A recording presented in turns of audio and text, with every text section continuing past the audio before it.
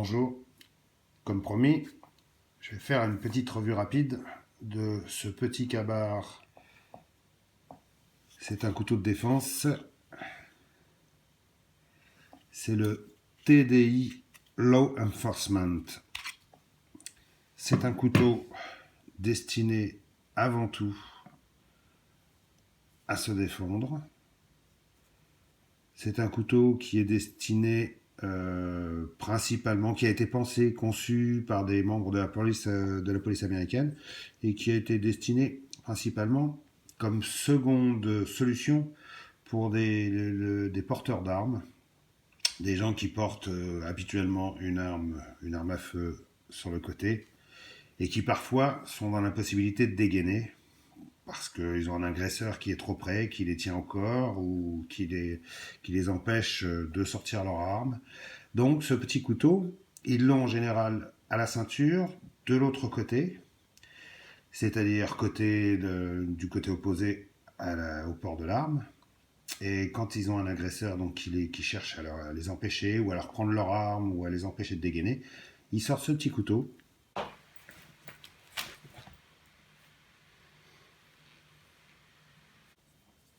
Et voilà.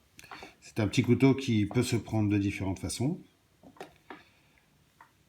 qui est un peu dans l'esprit des carambites. Je ne sais pas si vous connaissez un peu les carambites. Les carambites, ce sont des couteaux qui sont d'origine indonésienne, qui comme beaucoup d'armes d'ailleurs, sont étaient destinés à des tâches paysannes, et puis ont été détournés et sont devenus des armes redoutables associées à des techniques de combat bien particulières.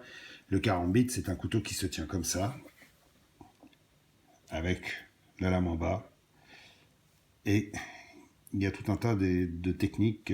Bon, si vous prenez la peine de regarder sur internet, vous en trouverez un maximum de vidéos qui vous expliquent comment utiliser ce type d'arme. Celle-ci, eh bien, elle est vraiment très légère. Je vais vous faire tout de suite, je vais vous dire combien ça pèse. Le poids de ce petit couteau seul, c'est 80 grammes. Et le poids avec son étui, 142 grammes. Pour vous dire que c'est un couteau qui disparaît complètement lorsqu'on l'a accroché à la ceinture, avec son petit étui en plastique traditionnel, je dirais comme chez Ka-Bar, c'est-à-dire plastique moulé, mélange de plastique et de nylon probablement, avec un clip ceinture réversible pour permettre de porter ça dans ce sens-là, comme ceci, ou alors comme ceci si on aime dégainer de cette façon, ou si on aime plutôt dégainer comme ça. Bon, je dirais pas que c'est un petit couteau qui est totalement inutile à part la fonction pour laquelle il a été prévu.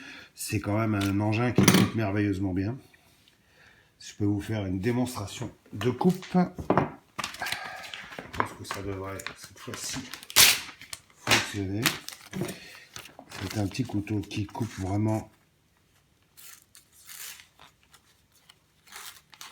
Il va falloir me résoudre à utiliser un autre papier. C'est agaçant. Et là, non. Bon, je voulais vous faire une super démonstration de coupe. Allez. Ça fonctionne. Bref. Donc voilà, c'est un couteau qui n'est pas très grand, qui mesure, en longueur, difficile à mesurer parce que, voilà, je dirais 14,5. La lame fait 6,5. Elle est 6 cm plutôt, oui, 6 cm.